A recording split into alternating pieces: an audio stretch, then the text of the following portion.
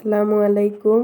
আশা করছি আপনারা সবাই ভালো আছেন। আজকে আমি বেলে মাছের চচ্চড়ি রান্নাটা আপনাদের সঙ্গে শেয়ার করব। এজন্য আমি এখানে 4টি বড় সাইজের পেঁয়াজ কুচি করে নিয়েছি, কিছু কাঁচামরিচ ফালি করে নিয়েছি এবং বড় সাইজের 2টি আলু কেটে ধুয়ে পরিষ্কার করে নিয়েছি।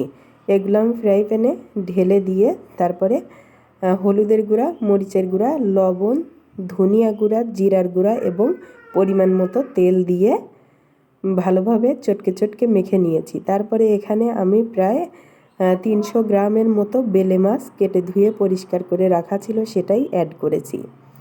তারপরে মাছগুলো যেহেতু নরম, এই জন্য আমি প্রথমে আলুর সঙ্গে সব রকম গুঁড়া মশলা এবং পেঁয়াজ মরিচটা ভালোভাবে চটকে চটকে মেখে নিয়েছিলাম। পরে মাছ যখন অ্যাড করেছি তখন আলতো হাতে নেড়ে দিয়েছি। এভাবে দিয়ে কিছুক্ষণ রেখে যখন তরকারিটা ফুটে উঠেছে তখন আমি ধনিয়া পাতাটা অ্যাড করে দিয়েছি। যেহেতু আমার মাছটা নরম, এজন্য রান্না হতে বেশি দেরি লাগবে না। বেশি দেরি করলে মাছটা ভেঙে যাওয়ার সম্ভাবনা থাকে।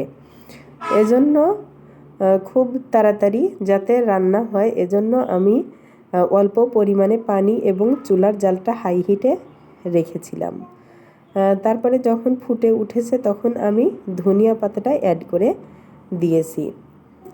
তো ধনিয়া পাতাটা দেওয়ার পরে আমি খুবই সাবধানে এটা নেড়েচেড়ে দিয়েছি যাতে মাছগুলা ভেঙে না যায়। দেখুন মাছগুলাও ভাঙেনি এবং তরকারি থেকে পানিটাও কমে এসেছে এবং তেলটাও উপরে উঠতে শুরু করেছে। এ পর্যায়ে আমার চচ্চড়িটা হয়ে গেছে।